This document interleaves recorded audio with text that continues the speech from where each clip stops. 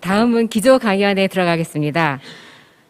지난 3월 한일의 언론에서 서로의 코로나 사태를 바라보는 시각이 격하게 부딪혔습니다. 한국에 보도된 일본은 노후하고 정체된 모습이었다면 일본에 보도된 한국은 다소 억압적인 감시사회의 모습이었습니다. 저희는 일본 정부의 소극적인 의료 방역 정책을 국제사회에서는 어떻게 평가하고 있는지, 한일 양국의 방역 정책의 차이가 실제로 어떠한지 의료 전문가들에게 한번 이렇게 진단을 받아보고 싶었습니다. 그렇지만 일본어를 하시는 분들이 거의 없었고, 그리고 실제로 일본의 현지 조사도 불가능한 상태라서 저희가 섭외를 하게 된 분이 김태영 교수님이십니다. 김태영 교수님은 서울대학교 의과대학을 나오셔서 서울 아산병원 감염내과 임상 강사를 거쳐서 울산대학교 의과대학 의학박사 학위를 취득하시고 캐나다 맥마스터 대학교 감염내과에서도 임상연구 전임의로 근무하셨습니다. 현재 순천향대학교 서울병원 내과 교수로 재임하고 계십니다. 그러면 김태영 교수님의 이상주의와 현실주의가 공존하는 한일의 코로나19 현장 이야기를 들어보시겠습니다. 김태영 교수님 부탁드리겠습니다. 예, 소개해 주셔서 감사합니다. 오늘 굉장히 귀중한 자리고 또 굉장히 아주 진지한 토론을 하는데 저희가 임상의사로서 일본에 대해서 너무 무지한 것에 대해서 사실 죄송하다는 말씀을 드리고 싶습니다. 감염병을 연구하는 사람으로서 이제 옆에 나라를 좀 더 많이 이해하고 알았어야 되는데 팬데믹 상황이라서 저희가 많이 배울 수 있는 일본에 대해서 알아보거나 이럴 수 있는 기회는 없었습니다. 그렇지만 그냥 감염내과 임상의사로서 저희가 경험했던 우리나라 정책을 조금 인문학적인 관점에서 좀 쉐어하는 시간이 되기를 기대하고요. 또 개인적으로는 저는 한일 두 나라는 상당히 서로 많이 미워하고 혐오하고 그런 거 있었지만 우리가 차이점보다는 굉장히 유사점들이 많은 문화적으로, 그래서 사실 저희도 서로의 방역을 하는 모습들을 좀 배우면서 성찰할 수 있었던 그런 나라였습니다. 또한 이제 우리가 현대의학을 일본을 통해서 처음에 배웠기 때문에 우리가 가지고 있는 어떤 역사적인 그런 뿌리가 있어서 공유하고 있는 부분들이 상당히 많다, 이런 것들을 좀 생각해 봤었습니다. 그래서 이제 제목은 거창하게 한일 코로나 현장 이야기라고 했는데 그냥 임상의사로서의 경험을 담백하게 말씀드린 것이라고 이해해 주시면 좋겠고요. 그 다음에 우리가 조금 우리 문화에서, 영어에서는 이제 코비드-19이라고 하는데 우리가 코로나19를 꼭 코로나19라고 하거든요. 왜 그런가 생각해 봤더니 아직 이 동양 문화권에서는 숫자라는 개념보다는 이게 하나의 문자로 인식이 되는 것 같습니다. 그러니까 제가 가령 87학번이다 이렇게 얘기할 때 87학번이라고 안 그러고 반드시 87학번이라고 그러는데 우리 뇌리 속에는 뭐 갑신년, 병자년 뭐 이런 것처럼 연도를 보는 관점이 서양 사람들처럼 숫자를 보기보다는 하나의 문자로 인식한다. 아마 한일이 비슷한 그런 습관이 있을 거라고 생각합니다.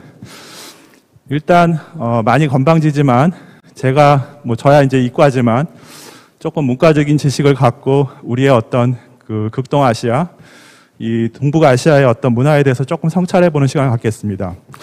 사실 한국은 일본과 좀 다른 점이 있다면, 제가 이제 어렸을 때 저희 아버지가 이제 사회학자셨는데 한국과 서울과 베이징 사이에는 한 40개가 넘는 서로 언어와 민족이 다른 에스닉 그룹이 있다고 배웠습니다. 그러니까 재밌죠. 굉장히 많은 나라가 있을 법도 한데 지금 요 사이에는 한국과 중국밖에는 살아남은 나라가 없거든요. 그러니까 일본은 상대적으로 그거에 비해서 굉장히 자생적인 근대화를 하고 서구 문명을 굉장히 진취적으로 받아들일 수 있는 기회가 있었던 반면에 한국은 지정학적으로 굉장히 중국의 어떤 대륙과의 어떤 생존 이런 것들이 좀 치열했던 것 같습니다. 그래서 우리가 자화자찬을 하자면 나름대로 우리나라 조상들은 소중화 사상을 갖고 버텨온 것들이 있었고, 그러니까 우리가 작은 중국이다라는 생각을 했던 것 같습니다. 반면에 이제 일본은 우리는 새로운 중국이다라는 관점으로 세계를 이제 근대화를 하셨죠. 어쨌든 우리가 알고 있던 수많은 오랑캐 민족 중에서 한국이 유일하게 생존한 나라다. 그리고 사실은 지금 이러한 관점은 우리가 미국의 의학을 보는 관점과도 일치합니다. 상당히 일본의 그 감염내과 의사들 선생님들에 비해서 한국 의사들은 상당히 미국의 의존도가 높습니다. 일본은 굉장히 자기의 어떤 경험과 이런 걸 중요시하는데 반면에 우리나라 의학계는 상당히 미국의 어떤 좀 글로벌한 트렌드 자체를 많이 중시하는데 아마도 우리가 역사적으로 그 큰 나라하고 이제 스트러글했던 경험들이 있기 때문에 우리가 미국을 보는 나라는 명나라나 청나라를 보는 관점과 유사한 관점으로 보고 있다라고 보시면 되겠습니다. 그래서 사실은 그것이 때로는 우리에게 단점이기도 했고 때로는 일본에 비해서 조금 더 이점인 부분들도 있을 때가 있었습니다. 자, 제가 어렸을 때 아버지한테 배웠던 것 중에 하나가 우리나라에는 두 가지 사상이 공존한다고 배웠습니다. 이게 조선 초기에 이제 잘 아시는 것처럼 하여가하고 그다음에 단신가죠. 그 이방원의 하여가 이런들 어떠리 저런들 어떠리 하는 얘기가 있고 그다음에 정몽주가 이제 고려에 대해서 충신으로서 이제 단신가를 했었죠. 이 번역은 그 영문으로 된 한국사 교과서에서 제가 발용을 했고 혹시는 이제 한국어가 익숙하지 않으신 청중이 있을까봐 제가 영어로 표시했습니다. 죄송하지만 일본어를 제가 배우지는 못했습니다. 계속 후회하고 있는 부분입니다. 이걸 보면 우리나라 역사에서 절대로 진보주의자만 있어도 안 되고 절대로 보수주의자만 있어도 안 된다라는 그 가르침을 어렸을 때 배웠는데 항상 이 두 가지가 이렇게 좀 공존하고 때로는 나라를 좌로 때로는 나라를 우로 우리나라 의료가 보시면 그 사실 한국 의료가 제일 가까운 거는 대만과 비슷합니다. 일본과는 우리보다 훨씬 선진국인 일본과는 감이 비슷하다는 말을 제가 하기가 부끄럽습니다만 일본도 상당히 그런 그 의료 복지가 국민의료보험이라든지 이런 것들이 국가 주도형 의료를 갖고 있다는 점에서는 한국과 유사한데 제가 생각하기에 우리 의료가 대만과 많이 비슷한 측면을 가지고 있습니다. 뭐냐면 국가가 재정을 가지고 있죠. 그러니까 내셔널 펀딩, 우리 그 국가건강보험이라는 그 큰 재정이 단일 그 국가보험으로서 존재하죠. 미국에서는 사립보험이 이제 공존하는데 반면에 우리나라 의료기관은 90%가 민영의료기관입니다. 보통 국가 중심의 의료를 하는 나라는 예를 들면 캐나다라든지 뉴질랜드 이런 나라들은 국가가 병원을 소유하고 있습니다. 왜 그러냐면 국가 돈으로 치료를 하기 때문에 중증질환이나 이런 걸 치료하는 것 자체는 지자체의 병원들이 관리를 하는 거죠.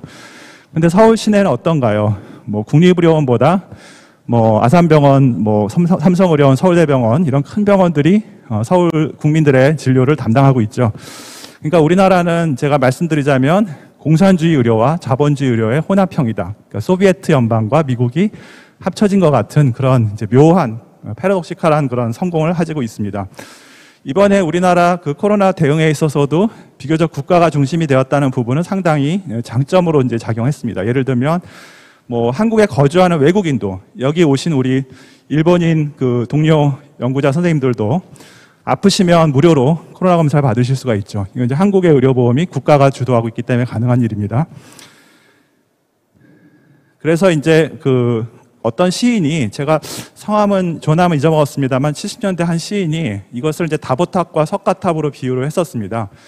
둥글둥글한 그런 좀 온화한 다보탑이 있는가 하면 좀 이렇게 원리 원칙주의적이고 어떤 좌파 같은 느낌이 주는 석가탑의 모양이 있었죠. 그래서 어렸을 때 아버지하고 같이 사진을 찍었었는데 나중에 이제 아버지가 저희 아들들하고도 같은 장소에서 사진을 찍어가지고 기념을 했었습니다. 그래서 사실은 그 하여가와 단신가 이런 부분들의 그 공존이 우리나라 사람들의 마음속에 있습니다.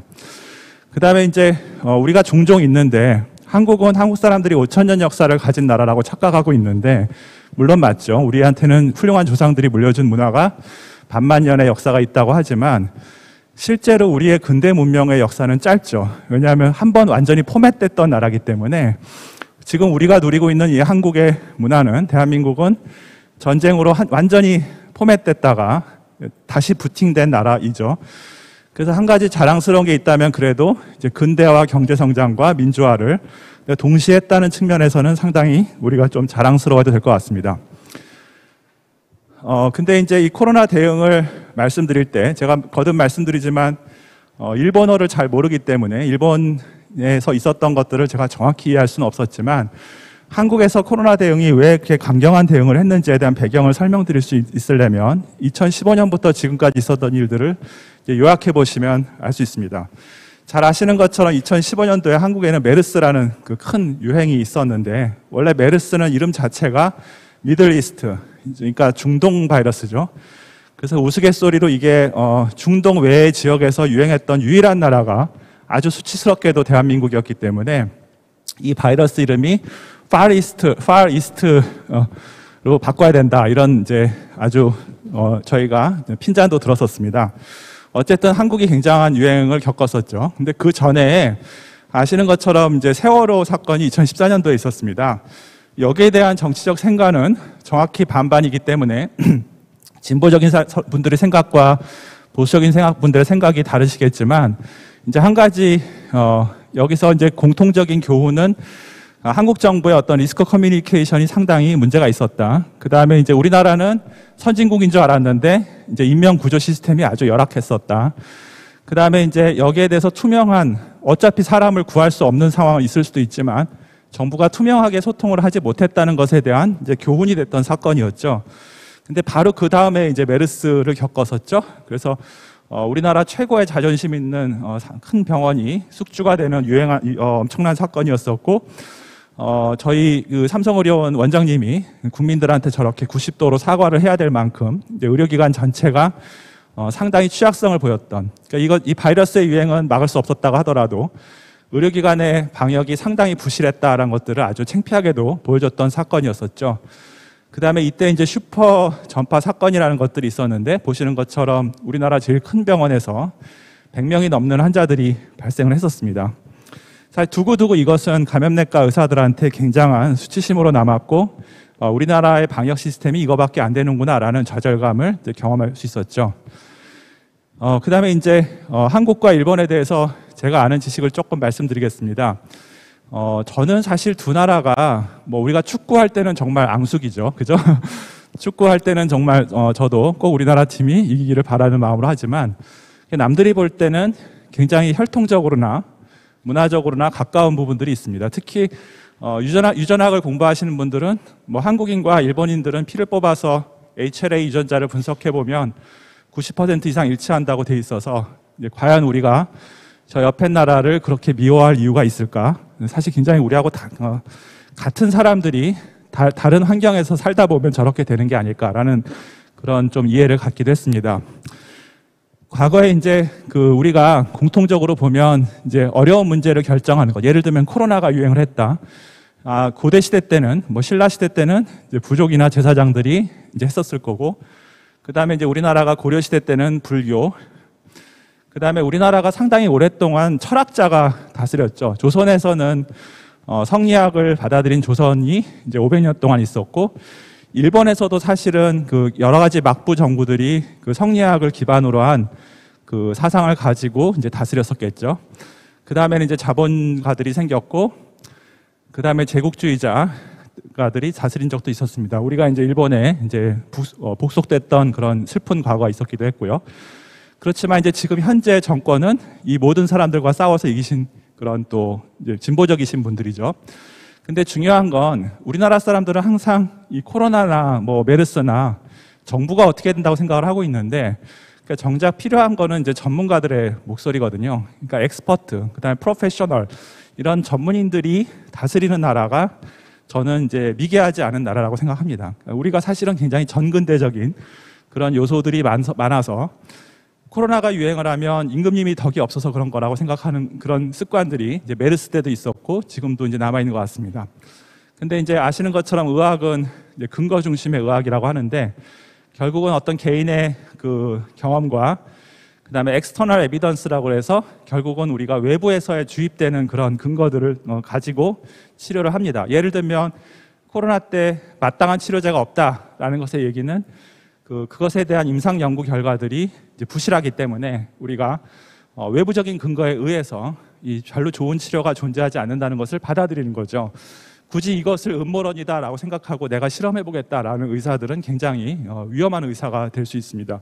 그래서 사실 서양 의학은 이런 근대 의학을 기반으로 하고 있고, 한국이나 일본이나 공히 이런 과학적인 생각들을 기반으로 이제 의사들이 배워왔습니다. 제가 일본에 3번 가봤어요. 학회에서 어떤 포스터를 들고 일본의 학회에 발표하러 간 적이 있었는데, 그때마다 제가 몇 가지 좀 느낀 게 있어서 이제 정리를 좀 해봤어요. 일단 한국의 학회는 상당히 불안정합니다. 그러니까 예를 들면 대학 감염학회 그러면은 굉장히 의견이 다양하고 젊은 선생님들 목소리가 세요. 그래서 나이 드신 분들이 눈치를 봅니다. 그래서 굉장히 좀 과도하게 진보적이어서 시끄러운 반면에 일본의 그 카운터 파트에 해당되는 학회 선생님들을 보니까 굉장히 예의 바르시고 그다음에 원로 교수님들을 엄청 존경하는 그런 분위기였었어요.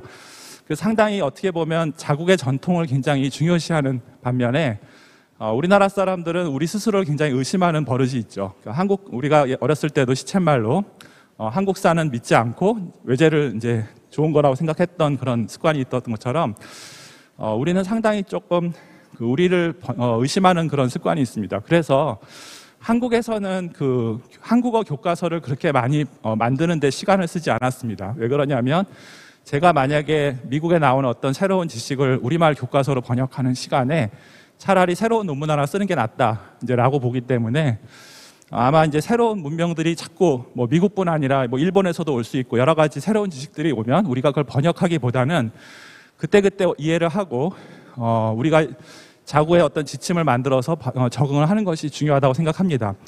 반면에 일본은 굉장히 자국어 중심의 의학이 오랫동안 발달했기 때문에 미국 가이드라인이나 유럽 가이드라인보다는 자국의 가이드라인, 또 자국의 지침, 자국의 교과서가 반드시 중심이 되어 있습니다. 또 그 자체가 역사가 있다 보니까 그 안에서 논쟁을 하고 이제 비판을 하고 이렇게 하는데, 그래서 이제 한국의 의사들은 선배 의사들을 불신하죠. 저만 해도 제 스승님을 불신했고 또 제 밑에 선생님들도 저를 안 믿습니다. 그래서 되게 학회가 조금 그런 컨플릭트가 많고, 그 다음에 우리가 항상 좀 양다리 걸치는 거는 그 북미하고 유러피안 사이에 그러니까 항상 EU 가이드라인과 US 가이드라인을 이렇게 견져보고, 가끔 또 일본에서도 좋은 것들이 나오면 같이 견져보면서 나름대로 조금 중거리 중간을 선택하는 그런 좀 지혜를 가질 때가 있습니다. 그래서 우리가 항상 그 논쟁을 할 때는 우리의 외부적인 엑스터널 에비던스에서 정반합을 찾으려고 하는 경향이 있습니다. 그리고 한참 후에 국내 상황을 돌아보죠. 아차, 우리나라에서는 이게 안 맞는구나, 이런 식으로 우리는 조금 이런 식의 사고방식을 갖고 있습니다. 근데 일본은 우리보다 훨씬 더 근대 문명을 받아들인 역사가 있어서 그렇겠지만 스승님의 생각을 굉장히 존중하는 것 같고요. 원로학자 선생님들의 중심으로 학회가 이끌어져 가고 있고, 그 다음에 타 지역 지침을 이제 보진 않는 것 같아요. 그러니까 이제 한참 있다가 이제 외부 지침을 이제 보는 경향이 있는 것 같습니다. 자, 일본에서 일본과 이제 한국을 비교하기 전에 일본과 미국을 비교하는 건데, 학교에서 독감 백신을 맞으면 급성 호흡기 감염을 줄인다, 이런 것들이 이제 학교 백신의 효시가 됐던 논문인데, 일찍이도 1970년도에 이 몬토라는 분이, 지금 이 몬토라는 선생님은 최근까지도 논문을 쓰시는 훌륭한 분입니다. 제가 가장 부러운 거예요. 1970년도에 논문을 쓰신 분이 지금도 논문을 쓰신다는 거. 이분이 이제 그 인플루엔자 백신을 줬더니 이 미시간주에서 테쿰세라는 시에서 환자를 대상으로, 여기 보시면 이제 그 환자들을 대상으로 이제 인플루엔자 백신을 준 그룹과 이제 그렇지 않은 그룹을 이제 비교했던 거죠. 그래서 이제 학교에서 그 백신을 줬을 때 이제 그 예방적인 항체가 생기는 것들을 비교해 봤을 때 학생들한테 백신을 놔줬을 때 이제 월등하게 좋더라. 그리고 이제 애들을 백신을 주게 되면은 다른 노인들한테도 전파가 이제 줄고 이러니까 이것을 이제 학교에서 백신을 놔주는 게 굉장히 중요하다라는 이제 얘기가 나왔던 근거가 됐었습니다. 그래서 그 결과 이제 여기 보시면 일본과 미국에서의 스쿨 백시네이션의 역사인데요. 미국에서는 정확히 1970년도에 그 테쿰세 연구 이후로 이제 백신이 막 소모되기 시작했습니다. 이 회색 바가 실제로 이제 인플루엔자 백신이 이제 학교에서 처방된 건수를 말하는 건데, 그러면서 점점 그 중요성이 강조됐죠. 최근까지도 그래서 학생들의 백신은 굉장히 중요시되고 있습니다. 특히 이제 2009년도 이후에 더 강조돼가지고 이렇게 많이 이제 증가하는 추세를 보였는데, 근데 이제 제가 잘 연구를 안 해봐서 그런 건지 모르지만 일본은 굉장히 일찍 그런 걸 알았어요. 근데 정확한 근거는 없었어요. 그러니까 일본 사람들이 훨씬 더 빨리 학교에서 백신을 놔주면 좋다라는 것들을 인지하고 이제 시작을 했는데, 그 당시에는 지금 같이 이제 근거 중심의 의학이 아니었으니까 근데 명확한 근거가 없다 보니까 한참 열심히 하다가 1980년대 후반부터 중단했어요. 이제 그러면서 이제 일본에서 인플루엔자가 많이 유행을 하는 것들을 겪으면서 다시 이제 2010년도 이후부터 이제 학교에서 백신 이런 것들이 많이 강조되기 시작했습니다. 그러니까 여기 보시면 그 미국 사람들은 상당히 그 어떤 근거를 중요시하니까 보수적으로 남들이 다 그렇게 필요할 거라고 생각해도 안 하고 있다가 어느 시점에 이제 어느 연구를 기준으로 했다가 이제 한 반면에 이제 일본에서는 조금 우리가 조금 더 이렇게 종합적인 사고에 의해서 움직였다가 나중에 그것들을 또 어떤 다른 이유로 취소하게 됐던 경험들이 있었죠. 사실은 이걸 보면은 이제 국가 정책이 얼마나 이제 근거 중심으로 돼야 되는지를 조금 이제 배울 수 있었던 사건이고요. 그 다음에 제가 생각하기에 일본 의학계는 굉장히 에비던스 베이스가 강하고 우리나라보다 기초 의학이 더 잘 발달돼 있습니다. 근데 이제 일본에서 일부 그러니까 주류 의학계는 아니지만 이제 비약물적인 중재를 중시하는 것들이 있는데 제가 어떤 심리학자 선생님한테 그런 코멘트를 들었는데 한국 사람들보다 일본 분들이 이제 위생에 대한 개념이 훨씬 더 있죠. 손 씻기라든지 마스크 이런 게 보면 굉장히 뛰어나기 때문에 양치질을 하는 문화 같은 것들이 이제 전통적으로 많이 있었다고 합니다. 사실 우리한테도 영향이 있죠. 사실 서양 사람들이 보면 한국 사람이나 일본 사람이나 똑같이 양치질을 잘 한다고 보지만 우리가 느끼기에는 일본 분들이 훨씬 더 위생에 대한 그런 그 개인 위생들이 개념들이 더 잘 돼 있는 것 같은데 사실 일본 의학계도 공식적으로 지지하지는 않지만 이제 예를 들면 비약물적 요법 같은 것들이 뭐 인플루엔자 때도 도움이 된다 이런 주장이 있었고 또 최근에는 이제 코로나 때도 뭐 양치질 같은 것들이 도움이 된다 이런 이제 주장들이 많이 있었습니다. 물론 이제 이것은 우리나라에도 이거보다 더 이제 다양한 의견들이 있기 때문에 이거 자체가 뭐 일본 의학계의 수준이다라는 건 절대로 아니고요.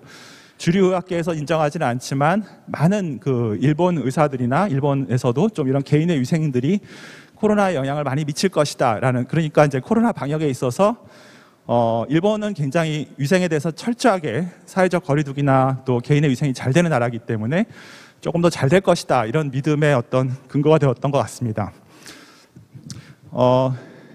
우리나라가 이제 기초 학문 연구라든지 이런 부분에서 일본을 하고 비교되기 시작한 지는 얼마 안 됐습니다. 근데 이제 여기 한국연구재단에서 나온 SCI 그 논문의 그 숫자를 보시면 전체적인 그 SCI 이제 요 선이 SCI 선 논문 숫자의 규모인데 물론 미국보다는 굉장히 적지만 한국이 이제 일본에 굉장히 근접하고 있고 이 파란색 막대반은 이제 성장하는 퍼센트인데요.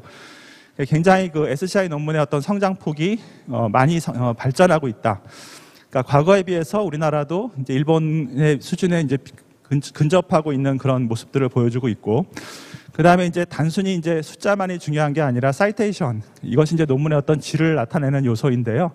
이 사이테이션 정도도 물론 이제 미국 논문보다는 이제 공이 떨어지지만 일본보다 한국이 그렇게 많이 떨어지지는 않는 이제 그런 모습을 볼 수가 있습니다. 그러니까 결국은 우리 이제 한일 모두가 이제 굉장히 어떤 서양 의학에서 건전한 경쟁자의 반열에 올랐다라고 이제 보실 수가 있는 숫자고요.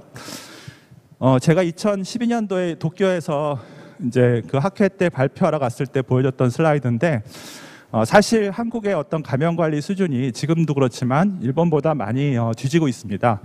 근데 제가 발표하러 갔던 이 해에만 그 한국과 일본을 비교했을 때 이 제니스는 일본 감염 병원 감염 지표고 코니스는 한국 감염 지표인데요. 이게 이제 병원 감염이 많을수록 막대 그래프가 높게 올라가는 건데 이 해에만 이제 한국이 여기 보시면 이제 벤틸레이터 뉴모니아라고 해서 이 폐렴 발생률이 일본보다 낮았었어요. 사실 이러기가 힘든데 이 해에만 한국이 일본을 이제 앞질렀던 경험이 한 번 있었습니다. 그래서 개인적으로는 굉장히 동료 일본 선생님들 앞에서 발표할 때 제가 좀 체면이 섰던 그런 해였습니다. 그 다음에 이제 아까 우리가 일본을 통해서 저는 아니지만 저희 선배들은 이제 서양 의학을 일본을 통해서 배워왔었기 때문에 우리나라 말 속에서 상당히 그 일본식 한자어들이 많이 존재하고 있어요. 근데 이것이 저는 이제 일본에 대해서는 공정하게 보는 관점이지만 이 국민의 어떤 언어의 순화 측면에서 보면은 조금 더 쉬운 언어를 써야 되는데 한국에서는 우리가 영어를 쓰죠, 한자어를 쓰죠, 또 일본식 한자어를 써요. 그러니까 우리나라 국민들이 얼마나 어려운 의학 용어를 접하는지 이제 상상하시게 되죠.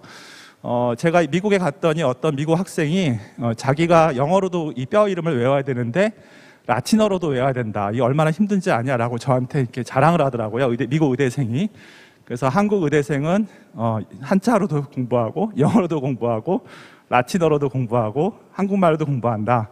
그랬더니 아주 놀래더라고요. 그래서 여기 보시면 우리가 아직도 쓰고 있는 말 중에서 조금 그 일본식 한자어들이 많은데 뭐 예를 들면 쉽게라는 말을 이렇게 용이하게라고 한다든지 그 다음에 또 뭐 예후가 뭐 불량하고 뭐 이런 말들이 사실은 조금 너무 어려운 말이어서 오히려 우리나라 국민들이 의료로부터 소외되는 그런 원인들이 되고 있다라고 저는 생각합니다. 사실은 조금 이거는 우리가 근대 문명이 발달하려면은 이제 쉬운 용어를 써야 되는데 근데 사실은 일본 사람들은 근대 문명을 받아들일 때 쉬운 일본말로 이런 걸 번역을 한 거거든요. 근데 이제 우리는 그것을 또 그 한자어를 또 차용해서 쓰다 보니까 우리에게 굉장히 어려운 언어가 되었다 이런 것들을 말씀드렸습니다. 자, 이제 지금부터 제가 간략하게 역학에 대해서 말씀드릴 텐데요. 이 코로나 바이러스 중에 7번째 코로나 바이러스가 사스코비2, 코비드-19이라고 하는 이 바이러스인데 대부분의 코로나 바이러스는 경한 호흡기 감염을 일으키는데 잘 아시는 것처럼 2002년도에 있었던 사스코비가 상당히 위험했었고 2012년도에 메르스, 한국에서는 2015년도에 왔지만 이 빨갛게 표시한 코로나 바이러스들이 사람을 죽일 수도 있는 굉장히 위험한 코로나 바이러스입니다. 특히 이게 그 2003년도 사스하고 비슷하다고 해서 사스코비2라고 이제 학명을 붙이고 있습니다. 한국뿐 아니라 아마 일본, 뭐 전 세계 어느 나라 병원이든지 아침마다 이런 풍경일 겁니다. 거의 이제 클리닉, 그다음에 감염관리실, 또 검사실, 또 확진자 보는 병동. 저도 오늘 아침에 확진자 병동에서 회진을 돌고 이제 회진을 돌고 나왔었는데요. 그다음에 이제 이게 문화적인 특성인데 아마 일본도 비슷할 것 같습니다. 이제 한번 이렇게 코로나 같은 문제가 생기면은 원장단 단톡이 생겨요. 병원장님하고 110명의 그 이제 각 부서장들이 다 단톡방에 들어와서 SNS로 이제 병원의 모든 문제들을 이제 공유하는 거죠. 아시겠지만 이제 우리와 일본은 굉장히 유교적인 문화가 강해서 감히 원장님하고 카톡을 한다는 거는 상상하기 어렵죠, 평상시에. 그러나 우리가 이런 시기에는 일개 간호사가 선생님 뭐 어디 N95 마스크 떨어졌어요 이런 걸 카톡 올리면 원장님이 사서 보내겠습니다라고 답을 합니다. 자, 이 바이러스는 우한에서 왔고 처음에 제가 우한을 제가 일본도 모르지만 중국도 많이 몰랐기 때문에 우한이라고 해서 어디 중국 시골인 줄 알았는데 인터넷으로 보니까 서울보다 훨씬 더 번화한 데더라고요. 그러니까 굉장히 공업화된 도시고 어떻게 보면 상하이 같은.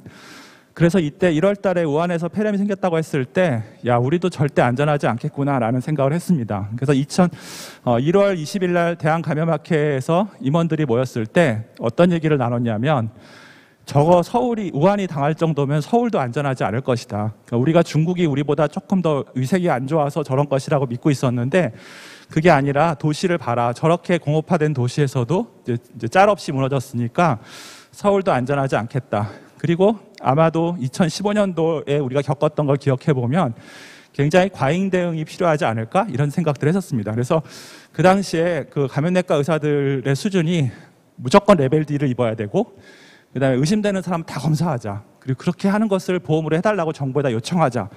이런 얘기들이 거의 주류였습니다. 근데 대부분의 나라에서 그렇게까지 강경한 얘기가 나오진 않았거든요. 저는 일본도 그냥 그 중에 한 나라였을 거라고 생각합니다. 특별히 과소 대응을 한 거라고 생각되지는 않고요. 뭐 역학에 대해서는 언론에서 많이 나왔기 때문에 14일 정도 잠복기가 있고 주로 비말 전파, 침방울 전파를 하는데 이것이 주인은 공기 전파를 하는 것에 준해서 해야 될 정도로 이제 무증상 전파도 있다라는 것이 특징인데요.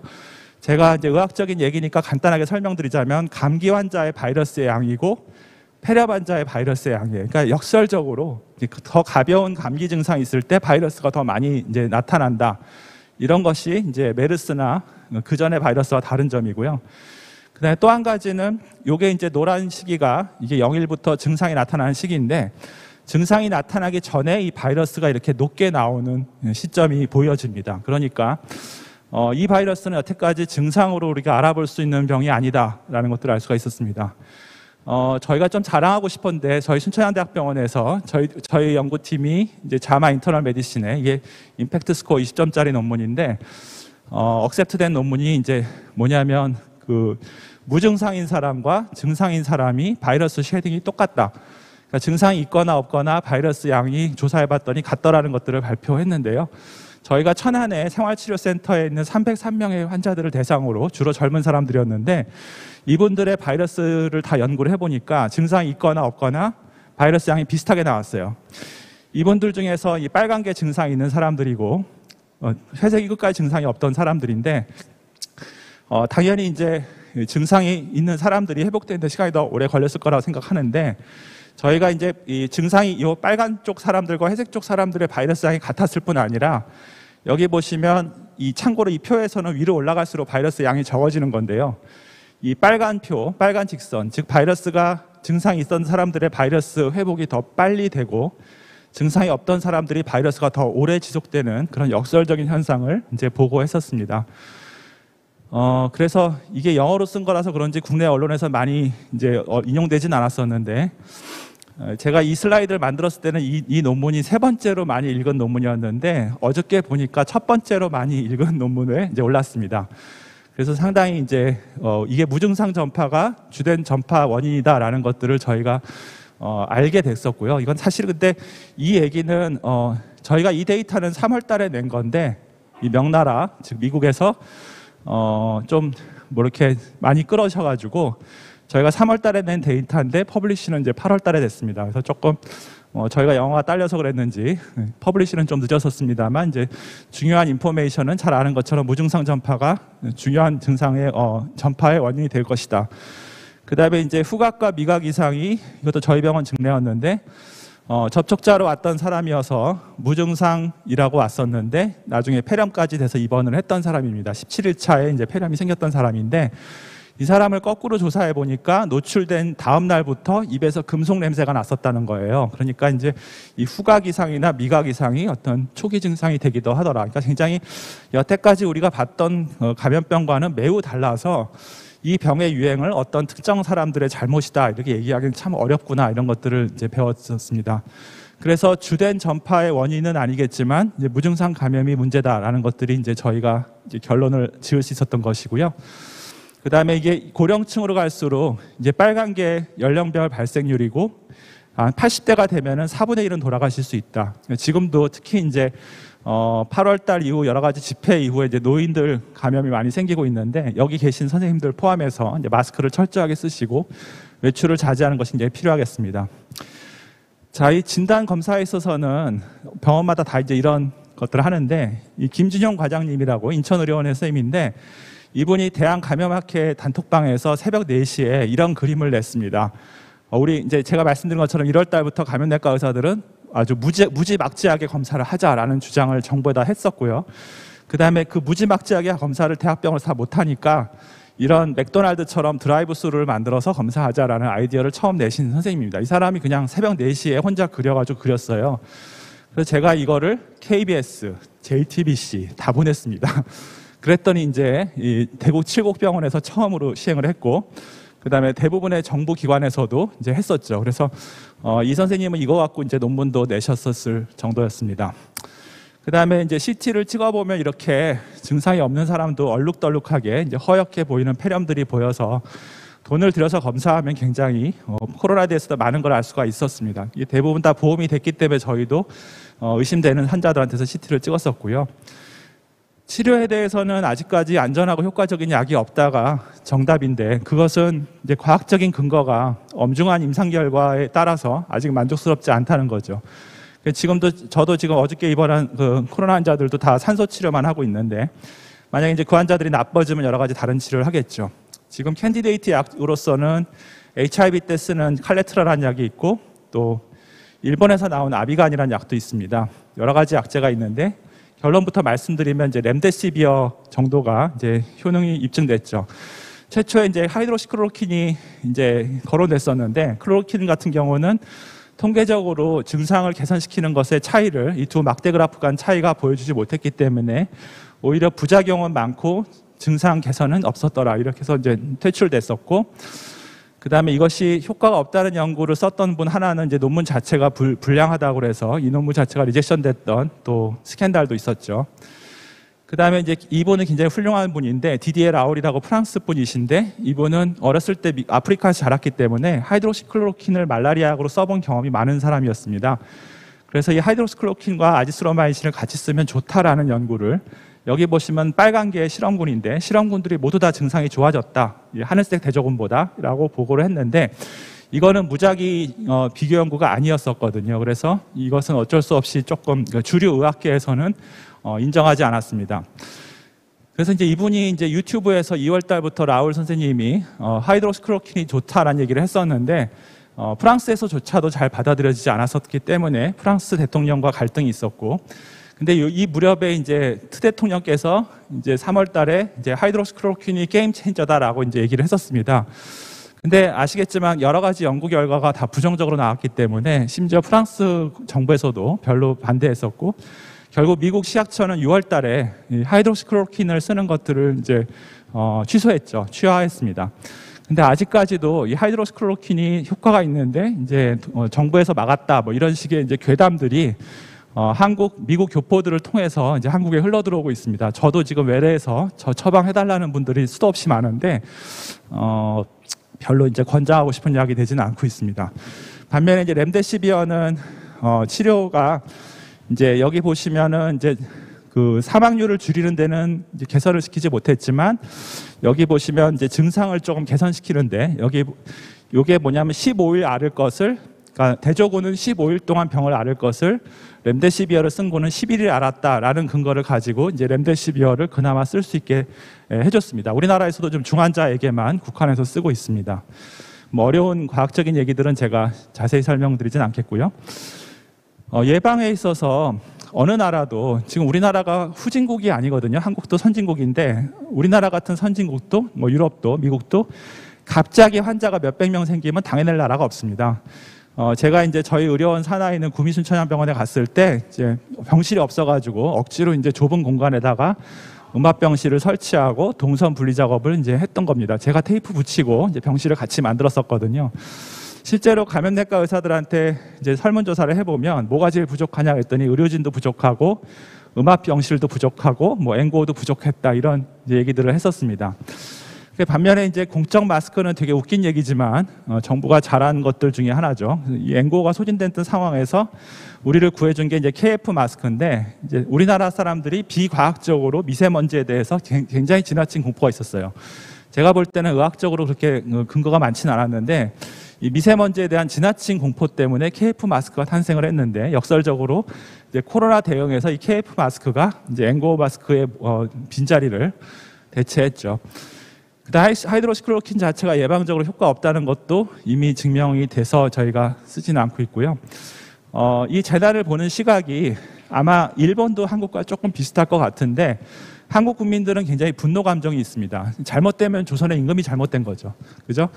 그렇지만 이제 서양 사람들은 반면에 좀 이 슬픔으로 보는 경향이 있어요. 그러니까 정부에 대해서 또는 의사에 대해서 우호적인 관점을 보는데 한국에서는 어떤 이런 재난이 있을 때마다 의사들에게 보는 시각이 좋지는 않고요. 그렇기 때문에 그다음 메르스와 이제 여러 가지 그런 일이 있었기 때문에 한국에서는 동선 공개가 짱이죠. 민주주의라고 생각하는데 서양 사람들은 개인 정보 보호가 민주주의다라고 보고 있고, 그다음에 이제 자가격리 같은 경우도 서양에서는 잘 안 되는데 우리나라 국민들은 유교적인 정서가 있어서 아마 이거는 일본도 되게 같을 것 같다고 생각하는데요. 남한테 비난받는 거 되게 싫어하잖아요. 그죠? 내가 이제 어디 가서 노출자가 돼가지고 누구한테 피해줬다는 얘기 듣고 싶어 하지는 않기 때문에 한국 사람들이 자가격리는 굉장히 잘 지킵니다. 서양 사람들은 이거 잘 안 지켜요. 그 다음에 이 동선 공개도 한국의 어떤 전자 기술을 다 동원해서 뭐 신용카드 정보까지 이제 봐서 조회하고 있다고 하니까 굉장히 아마 전 세계에서 가장 엄격하게 동선 관리를 한 나라이지 않을까 생각합니다. 정부에서는 뭐 이런 배지를 보내왔지만 저는 조금 달기가 쑥스럽고, 그 다음에 국민들은 아직까지 이런 수준은 아니기 때문에 이제 국민들은 일부는 중국 때문이라 생각하고 신천지 때문이라 생각하고 또 뭐 광화문 때문이라 생각하겠죠. 근데 이거는 사실은 아무도 잘못은 아닌 것 같죠. 바이러스가 잘못이겠죠. 그래서 사실은 좀 이거를 보는 시각들이 좀 다릅니다. 이 전문가가 보는 위험은 이제 제 결론적으로 향하고 있는데요. 제가 생각하는 관점은 이 위험을 피해갈 수가 없습니다. 이 코로나의 위험은 정부가 정책으로 문화로 뭐 한국이 더 잘하고 일본이 더 잘하고 이렇게 할 수 있는 게 아니에요.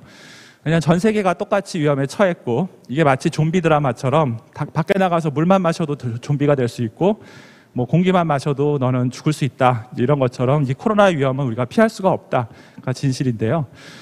이 역사적으로 보면은 이제 패스트란 소설에 보면 의사 리유가 오직 정직함을 가지고 이제 극복했다라는 얘기가 나오죠. 여기서 보면은 무슨 영웅 정신이나 이런 게 아니라 그냥 자기가 할 일을 하라는 겁니다. 그러니까 저는 제가 의사니까 제가 환자 열심히 보면서 이 재난을 이겨내자 이런 것이 이제 이 문학 작품에 나오는 정답입니다. 이 집단 면역에 대한 얘기가 나오는데 어려운 공식은 이제 수학 싫어하시는 분들이 많을 것 같아서 제가 쉽게 말씀드리면 한국에서도 한 60만 명 정도, 이게 5자인데요. 60만 명이 사망해야지 이제 종식이 된다고 나옵니다. 아마 결과적으로는 집단 면역이 저는 이제 순차적으로 될 거라고 생각합니다. 몇 년을 거쳐서. 그렇지만 한 해에 우리가 이제 집단 면역을 정책으로 쓰기에는 너무나 희생이 크겠죠. 사실은 많은 사람들이 오해하는 것과 달리 스웨덴은 집단 면역을 정책으로 삼은 적이 없어요. 스웨덴의 정책이 영국 사람들이 봤을 때는 헐렁해 보였고 또 영국의 정책이 스웨덴 사람들이 봤을 때는 엄격해 보였던 것 차이죠. 마치 한국과 일본의 차이와 비슷한 것 같습니다. 그러니까 사실은 어느 나라든지 코로나를 만만하게 보고선 집단 면역으로 버티자라고 주장한 나라는 존재하지 않습니다. 근데 지금 어쩔 수 없이 결국은 엄격한 통제와 또 어느 정도 시간을 갖고 우리가 이 병을 이겨내는 것들이 가능하지 않을까 생각하는 거겠죠. 지금 뭐 교회가 안타깝게도 많은 감염 전파의 요인이 돼서 오죽하면 정부가 이런 지침까지 내어놨는데 아마 이제 이 종교가 잘못돼서라기보다는 이제 한국의 어떤 종교인들의 특성 이런 것들이 이제 밀집 공간에서 하고 이런 것들이 문제가 됐었던 것이라고 보고 있습니다. 자, 한국이 상대적으로 지금도 어려움에 처했지만 어떻게 해서 방역이 상대적으로 잘했을까? 한국에 전문의가 많아서 참고로 감염내과 의사가 200명 있고 제가 59번이거든요. 대한민국 역사상 59번째 감염내과 의사인데요. 전문가 별로 없어요. 의료 자원이 많은 것도 아닌 것 같고 또 자율성이 있는 것도 아니죠. 버틴 거는 그냥 고무줄 의료. 한국 의사들은 일당백을 하는 그런 습성이 있어가지고 어려움이 처하면은 굉장히 어떻게 보면 좀 10배로 일을 하는 것들이 이제 그동안 이제 이끌어왔던 것이라고 생각합니다. 그래서 이제 이 사진 보면 저희가 이제 환자 진료가 끝나고 나서 이제 V자를 표시하는 우리 간호사 선생님의 사진인데요. 이 코로나의 문제도 지금 우리가 보는 것들은 굉장히 엄격한 것들이 보이지만 사실은 이렇게 비대면 뉴노멀 세상에 오는 걸 저는 바라지 않습니다. 왜냐하면 이렇게 못 살거든요. 그 대신에 하나 생각하셔야 되는 거는 이런 코로나 유행은 수세기 동안 여러 번 반복돼 왔다는 거죠. 우리가 처음은 아닐 것이다. 그러니까 반드시 이것을 극복하고 어느 시점에선가는 몇 년이 걸릴지 모르지만 종식이 되고 과거와 같은 일들을 누리게 될 것입니다. 그래서 사실은 이렇게 감염내과 의사가 보는 완벽한 기준보다는 일반인들이 보는 관점에서 결국 온 국민들이 위험을 인지하고 위험을 최소화하는 전략 쪽으로 가야 되지 않나라고 저는 생각을 합니다. 이상입니다.